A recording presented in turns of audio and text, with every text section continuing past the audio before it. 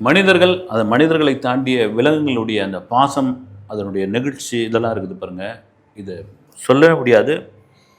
யானைகளுக்கு வந்து நீங்க எந்த அளவுக்கு வந்து ஒரு மூர்க்கம் அப்படின்றத தாண்டி திடீர்னு அந்த மதம் பிடிக்குதுன்னுவாங்க இல்லைங்களா? அது மாதிரி எந்த நேரத்தில நிகழுதுன்னு தெரியாது.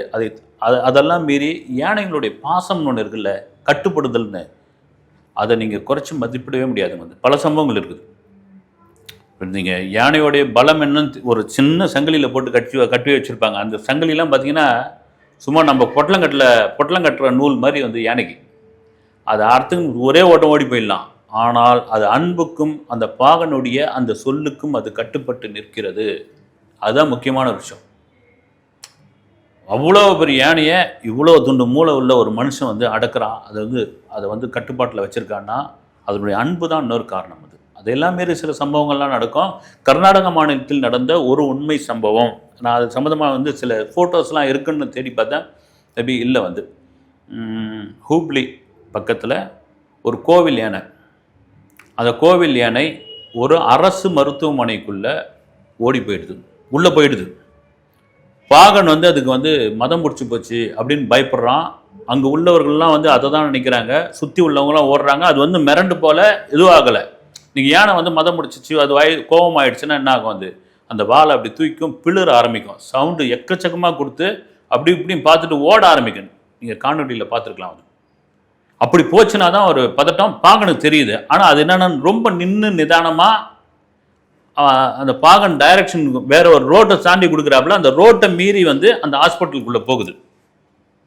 அந்த ஹாஸ்பிட்டலில் இருந்து அந்த சிசிடிவி கேமராவில் இருந்த சில காட்சிகள், சில ஃபோட்டோஸ்லாம் வந்து வெளியே வருது. அங்கே உள்ள நர்ஸுங்க, மருத்துவர்கள்லாம் கொஞ்சம் பயந்து போகிறாங்க. ஆனால் யானை எந்த விதத்துலையும் அது கோபத்தை காட்டலை. இதனுடைய பின்னணி என்ன? இது ஏன் அங்கே போச்சு? ஒரு ஹூப்ளி பக்கத்தில் இருக்கிற ஒரு கோவில் யானை. அந்த கோவில் யானை அந்த பாகனுக்கு ரொம்ப விருப்பமானது. அந்த பாகன் வந்து அதை வளர்த்துக்கணும். அந்த யானைக்கு வந்து ரொம்ப வயசாகி போச்சு. ரொம்ப வயசான யானை வந்து ஒரு மாதிரி ஒரு ஆக்டிவாக இருக்குது, வந்து கொஞ்சம் தள்ளாத இதுவில் இருக்குது.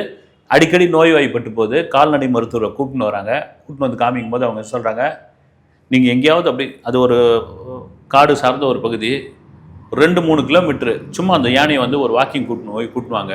ரொம்ப சிவியர் ஆச்சுன்னா யானைகளுடைய முகாமில் கொண்டு வந்து விட்டுருங்க. ஆனால் அதுக்கான வாய்ப்பு இப்போ இல்லை. நீங்கள் வாங்கின அந்த கோவிலில் அது ரொம்ப பிடித்தமான யானையும் கூட வந்து ஒன்றும் இதுவாகலாம். ரொம்ப அந்த என்ன சொல்கிறது, சில யானைகள்லாம் சும்மா அப்படி பயமுறுத்துற மாதிரி இருக்கும். அதெல்லாம் கிடையாது. வந்து அந்த பாகனுக்கு ரொம்ப நெருக்கமானது. அதே போல் தான் கூட்டுன்னு வந்து இதெல்லாம் பண்ணிகிட்டு இருக்கு. அந்த பாகனுக்கு ஒரு நாள் உடல்நிலை சரியில்லாமல் போகுது. ஒரு 3-4 நாள் அந்த யானையை வந்து வாக்கிங் கூட்டுமாலைன்னா மறுபடியும் அது சீக்காகிடுது. எடுக்க மாட்டேங்குது, மறுபடியும் படுக்குதுன்னு அதே கால்நடை மருத்துவர் வந்து பார்க்குறாரு. பார்த்துட்டு யானையை தான் நம்ம அப்படியே எவ்வளோ நாள் தான் அப்படியே கட்டி போட்டு வச்சுருப்பீங்க, கூட்டு போயிட்டு வாங்க அப்படின்னு சொல்லும்பொழுது புதுசாக ஒரு பாகன் உள்ள வராப்புல. ஏற்கனவே பழக்கப்பட்டவர் தான், வேற ஒரு கோவிலேருந்து கூட்டின்னு வராங்க. அவர் வந்து பழக்கமாக அந்த யானையை கூட்டின்னு வராப்புல. போகிற வழியில் ஒரு இடத்துல மட்டும் அது நின்றுடுது. நகரவே மாட்டேங்குது. சுற்றும் முத்தும் பார்க்குது. இந்த புது பாகனுக்கு வந்து ஒரு பயம் வந்து அங்குஸ்தில் ஏதாவது ஒன்று தெரியாதனமாக குத்திட்டு யானை இதுவாகிட்டு போகுது. ஆனால் ஒன்றும் அது வந்து முரண்டு பிடிக்கல, இது பண்ணல.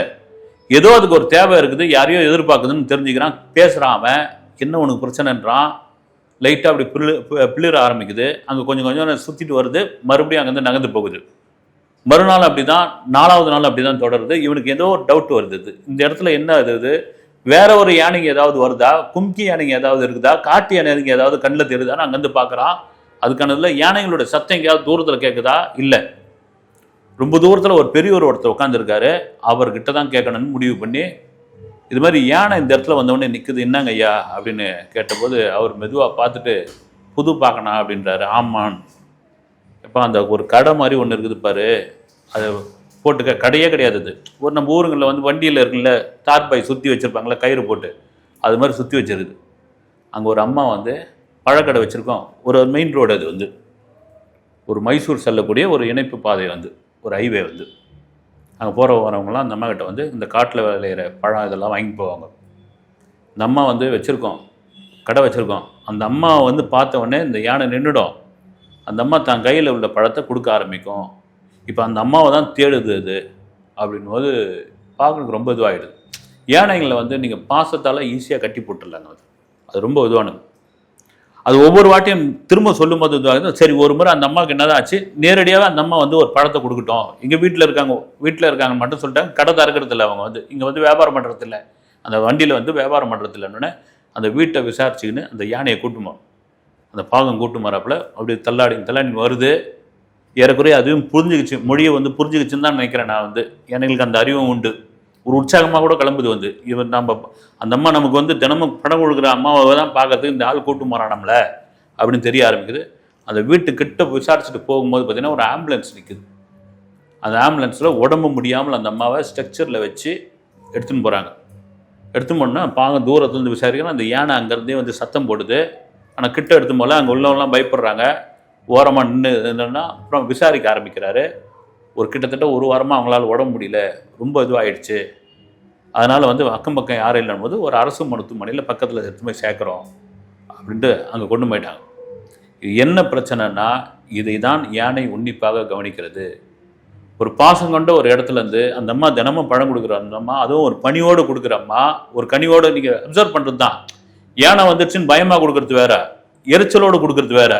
இந்த யானை வேற இங்கே வந்து நிற்குது, இதுக்கு வேற ஒரு டஜன் வாழைப்பழத்தை வேற கொடுக்கணும், ஒரு 4 மாம்பழத்தை கொடுக்கணும் அப்படின்ற அந்த எரிச்சல் இருக்குதுல்ல, மனிதனே கண்டுபிடிக்கும் போது யானைக்கு தெரியாதா?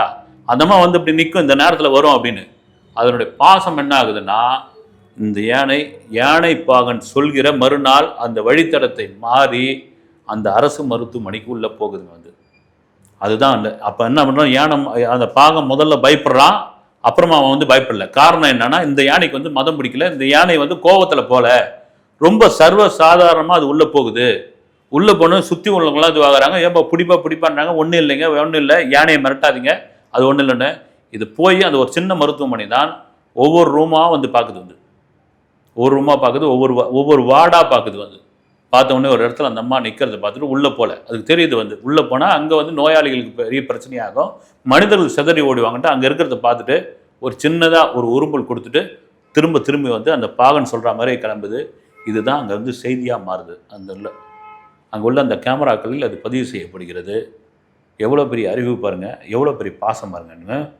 விலங்குகளுக்கு வந்து நம்ம வந்து பெற்ற பிள்ளைங்களை இல்லை அது வந்து அப்பா அம்மாக்களை எவ்வளோ பேர் எடுத்து போய் அனாதை ஆஸ்பத்திரியில் சேர்க்கறது, துரத்தி விடுறது, பிச்சை எடுக்க வைக்கிறது நடக்குதுங்க. இதெல்லாம் வந்து அந்த பாசத்தை சுத்தமாக இவ்வளோ நாள் வளர்த்து சீராட்டி நம்மளை ஆளாக்குன அவங்கள ஒரு நொடியில் வந்து மறந்து போகிறது, பொண்டாட்டி பேச்சு கட்டின்னு வந்து ஊட்ட விட்டு அனுப்புறது, எவ்வளோ நடக்கும்போது ஒரு யானைக்கு ஒரு பழம் கொடுத்த அந்த கனிவோடு கொடுத்த ஒரு ஒரு ஒரு பாசம் இருக்குல்ல, அந்த அம்மா எப்படி இருக்காங்கன்னா தன்னை மீறி போய் அந்த மருத்துவமனைக்குள்ளே போகிற ஒரு குணம்தான் விலங்குகளை நீங்கள் பாசத்தில் எந்த விதத்திலும் குறைத்து மதிப்பிட முடியாது என்பதற்கு மிகப்பெரிய ஒரு சாட்சி. அதுதான். அடுத்த வீடியோவில் சந்திக்கிறேன். நன்றி.